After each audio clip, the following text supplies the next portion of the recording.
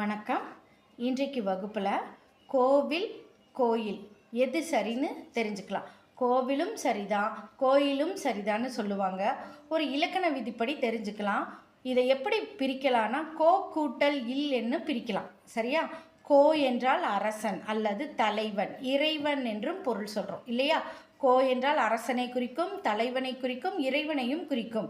இல் என்றால் குடியிருப்பு, அதாவது குடியிருத்தல், இல்லம் என பொருள், வீடு சொல்கிறோம் இல்லையா? அப்போ கோ கூட்டல் இல் என்பதற்கு பொருள் தெரிஞ்சுக்கிறோம். கோ என்றால் அரசனை குறிக்கும், தலைவனை குறிக்கும், இறைவனையும் குறிக்கும். இல் என்றால் குடியிருத்தல், குடியிருப்பு, வீடு, இருக்கும் இடம். இதுதான் இல்லினுடைய பொருள்.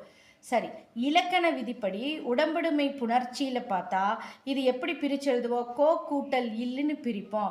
அப்போ கோ என்றது வாய்ப்பாடு பிரிக்கும் போது பார்த்திங்கன்னா இக்கு கூட்டல் ஓன்னு பிரியும். ஓ என்பது ஒரு உயிர் எழுத்து. அப்போ இந்த கோ என்பது நிலைமொழி, இல் வருமொழி.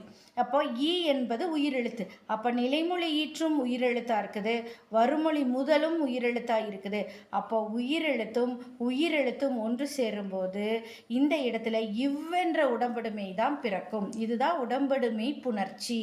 நிலைமொழியில் ஓகாரம் வருமொழியில் உயிர் வந்தால் வகரமை வரும்.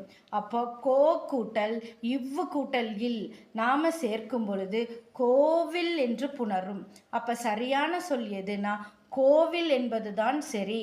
கோயில் என்பது உடம்படுமை புணர்ச்சியில் நிலைமொழி இறுதியில் இ ஐ வந்ததுன்னா ஈ என்ற உடம்படுமை வரும். அ ஆ உ ஊ ஒ ஓ ஔ இவைகளெல்லாம் வந்ததுன்னா இவ்வென்ற உடம்படுமை வரும்.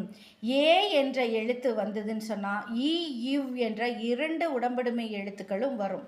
என்னுடைய வகுப்புகளில் உடம்படுமை பற்றின மிக தெளிவான பாடத்தை நான் பதிவிட்டிருக்கிறேன். நீங்கள் அதில் போய் தெரிஞ்சுக்கங்க. நன்றி.